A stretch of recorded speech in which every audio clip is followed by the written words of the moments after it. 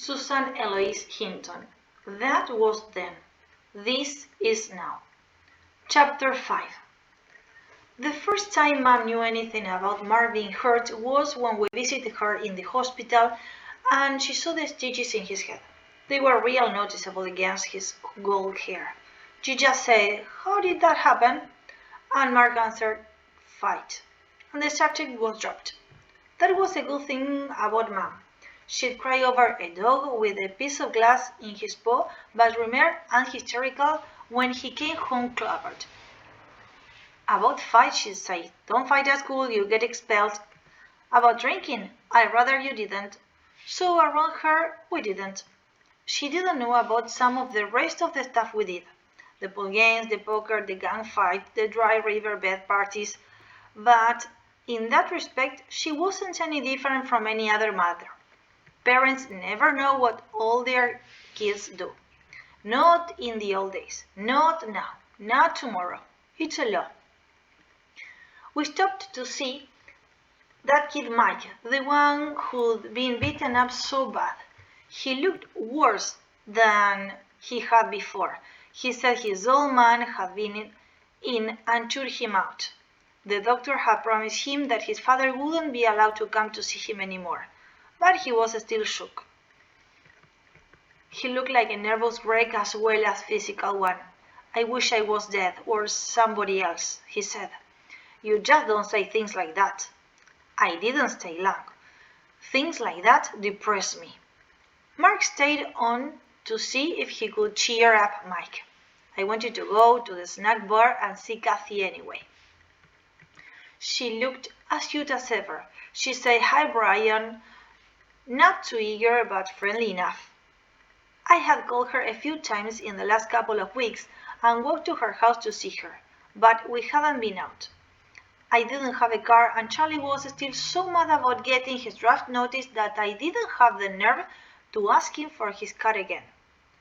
As a matter of fact, he was in such a rotten mood that I stayed away from his place altogether. We were friends, and I didn't think he'd ever take his temper out on me. But with big guys, it's safer to be careful. "I'm on my break now," Kathy said, looking at the clock. This was an invitation for me to buy her a soda, so I served her obligingly. "Want a Coke?" "I knew you'd say that," Kathy said. She came around to my side of the counter and sat down next to me. I never could get over her honesty. Girls are usually careful not to let you know what they are thinking. Kathy hadn't dated before. Maybe that was why she was so open. She didn't tell me that about not dating, of course. I found out from M&M. I found out a lot of things from M&M. I have never known anyone so unsuspicious as that little kid. He'd tracked Jack the Ripper. He was a believer. I kept comparing Kathy to Angela. I guess because out of all the girls I've dated, I started at 13. They were two I liked best. I don't know if "like" is the right word for how I felt about Angela. I had been wrapped up in her. I had to see her every day. I had to talk to her 10 times a day on the phone. But now, looking back on it, I don't remember ever liking her. Kathy was smart, but Angela knew more. That was strange. They both had guts. I can't stand chicken girls, but in different ways. Kathy wasn't afraid to say what she thought. Angela wasn't afraid to do what she wanted.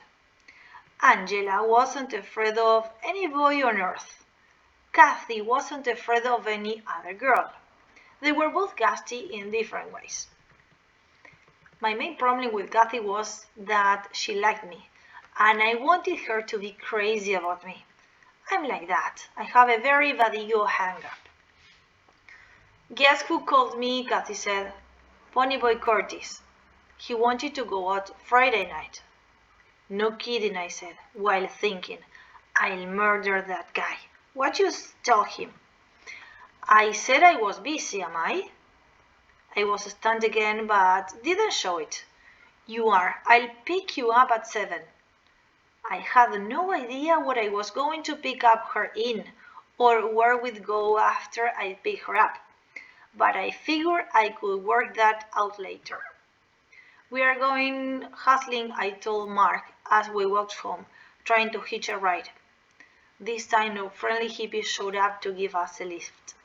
"Okay, tonight for money."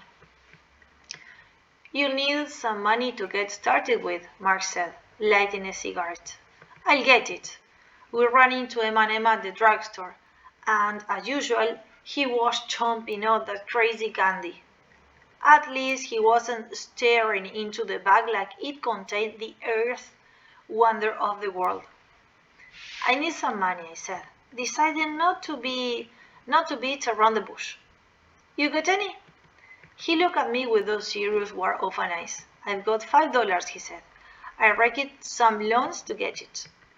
I used to think he and Kathy looked an awful lot alike, but not anymore. Sure, they both had those big charcoal eyes and matching hair, but Kathy laughed more. Her expression usually twinkled with humor. M&M rarely smiled, and he always looked puzzled, serious, and trusting. "That's a good deal. Can you loan it to me? Just for one night. I'll pay you back tomorrow." He pulled out his billfold and took all the money out of it. "Be sure not to forget to give it back tomorrow. I need it, okay?" "Kid, have I ever given you a dirty deal?" I said, winking at Mark. "No," M&M said, and went back to his magazine.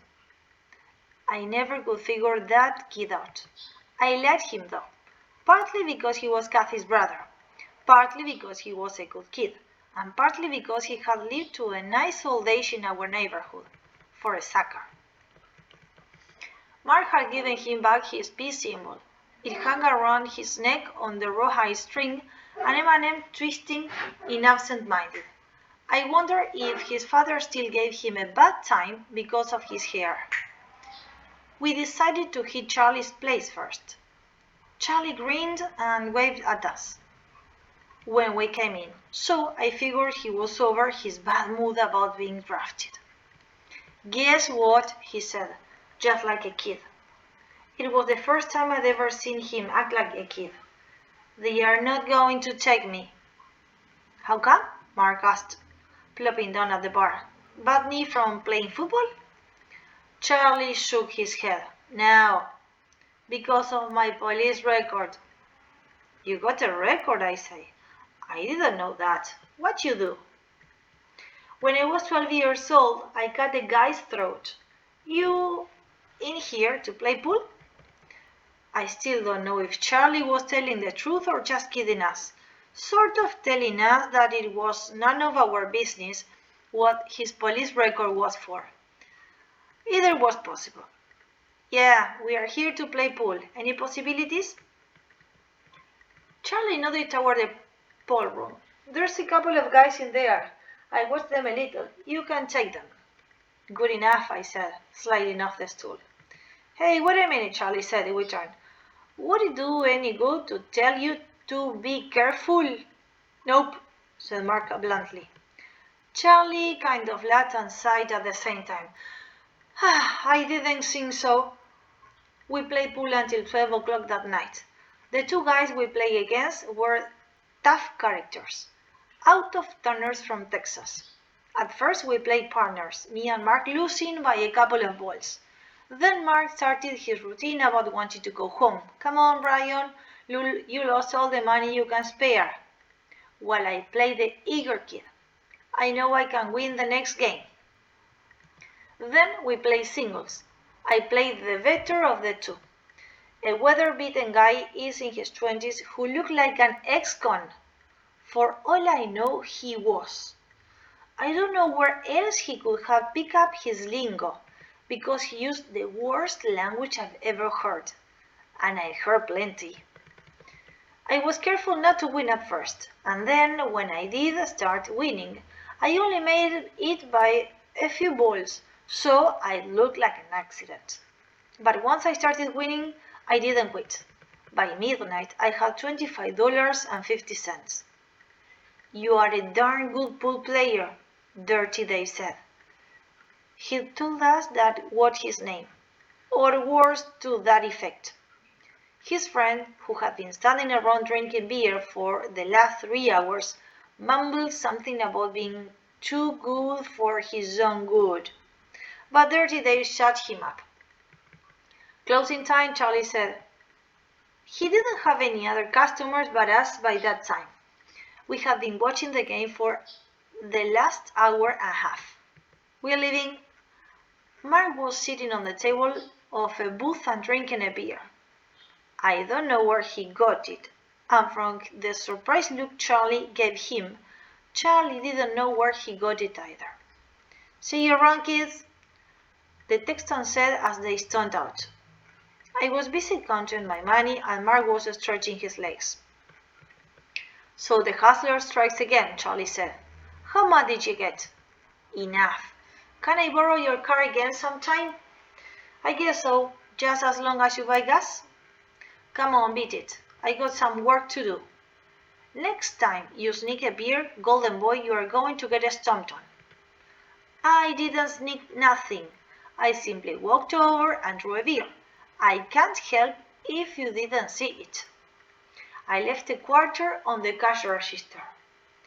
You are good at being invisible, man.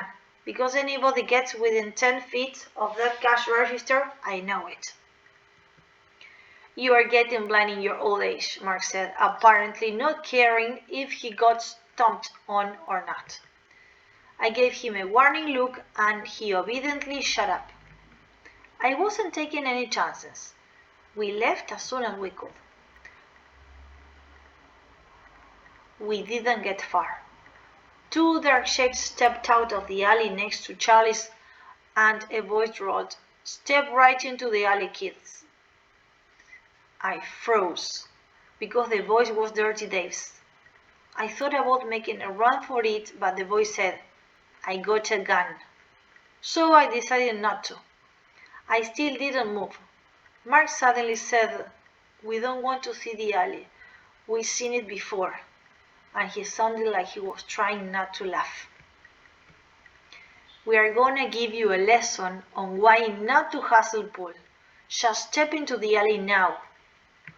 I glanced at Mark over my shoulder. He shrugged, like he was saying, "What else can we do?" So we walked past the Texans into the alley. I was beginning to shake. I was having visions of my thumbs being chopped off, on my arms being broken. Things like that happen to hustlers. When we reached the dead end of the alley, we turned and faced the Texans. The one guy was holding a gun on us while Dirty Dave was putting on some brass knuckles. I just could picture what my face was going to look like when he got through with me. I suddenly remembered Mark, who hadn't done anything but get me started. "Let Mark go," I said, and my voice was steady. I was surprised. I thought it would be shaking as bad as I was. He didn't do nothing. Mark said quietly, "I'm not going anywhere," and Dave said, "You'd better believe it. You were setting him up, and when I get through with Hustler here, I'm going to give you a lesson too." "Brass knuckles, guns, or whatever," Mark said in a voice I couldn't even recognize as Mark's. "You'll know you've been in a fight if you tangle with me." "I'm really scared, kid," he said. My eyes were used to the dim light by now. I could see past the Texans into the street. I was praying for a police car, something I've never thought I'd ever do. Dave took a step toward me. I backed up against the alley wall. I was afraid that if I moved to grab up something to fight with, the other guy would shoot me. Just at that moment, somebody stepped into the other end of the alley, and a voice said, "Drop the gun and freeze. I got a sawed-off shotgun here, and I'd hate to scatter dirt all over this nice clean alley." It was Charlie. I never thought I'd be so glad to see anyone. "Bryon, Mark, come on out of there." He couldn't resist smirking a little as we walked past the Texans. Even in the dark I could see the anger controlling their faces. It should have warned me, but it didn't. Thanks, Charlie, Mark said as we reached him. You are a real pal. I hope you too learned something from this, Charlie began. But before he knew what was happening, one of the Texans made a dive for the gun and fired at us. Charlie slammed both of us to the ground. But in an instant, Mark freed himself, grabbed up the shotgun Charlie had dropped, and fired back at the Texans, who were climbing over the alley wall. It all happened so quickly that I was trying to figure out what I was doing on the ground with my ears ringing from the blast before I realized what had taken place. Mark was swearing, and in the dim light he didn't even look like Mark. He looked perfectly capable of murder. His only regret was that he had missed. I didn't have any similar regrets. If he had missed, well, so had they. You can't feel too bad when you could have been dead, but you aren't. You can get off me now, Charlie, I said. Charlie didn't move. I rolled out from under him. Hey man, come on, I said. Then, in the white sickly light from the street lights, I saw that there was a neat, perfect hole above Charlie's left thigh. He was dead. I wouldn't talk about what happened to anyone but Kathy and Mark. The next few weeks it seemed as if I was moving in slow motion while other people were speed up. Mom came home from the hospital and I flunked chemistry and Angela got married to some creep friend of her brother's. I called Kathy every day. Mark was the one who explained everything to the police.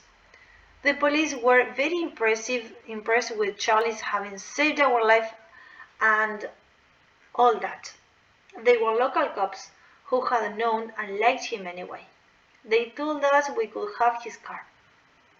I took it because I figured he would have given it to us if he had the time. I guess I was acting pretty strange during those weeks because one day Mark said, "Look it, man, Charlie knew what kind of people came into his bar. Why do you think he kept the shotgun handy? He knew those guys had a gun. He knew what kind of a chance he was taking." He told us to be careful, I said. I couldn't get it out of my mind. Charlie's warning us about hustling. He didn't have to try to get us off the hook.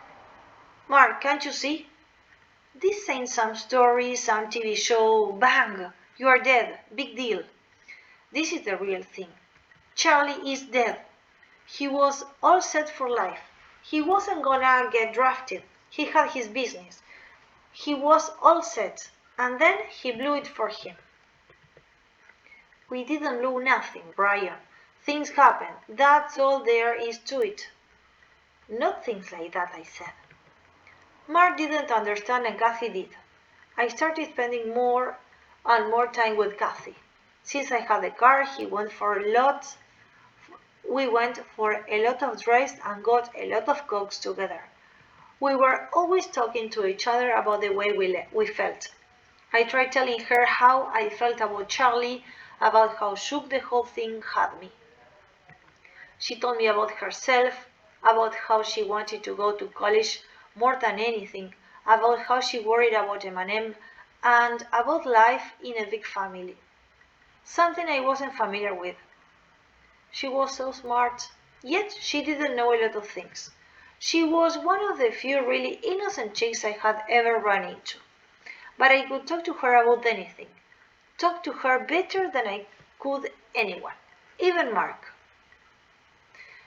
After a few weeks we drive by the park and make out for a little while. It was different for me though, because I had quit thinking only about myself, quit pushing for all I could get. Mark was acting strange, these days too. He would stare at me for long periods of time when he thought I wasn't watching. Like he was trying to find the old Bryon in this stranger. Like he was trying to figure out who I was. One night, he even almost lost his temper with me when I told him I was going goofing around with Kathy instead of with him. It was as if he felt something slipping and was trying to hang on. I couldn't help him. I was trying to hang on myself. He even acted like he was jealous of Kathy. In all the years I'd known him, in all the years I'd gone with different girls, he had never acted like that. I was changing, and he wasn't.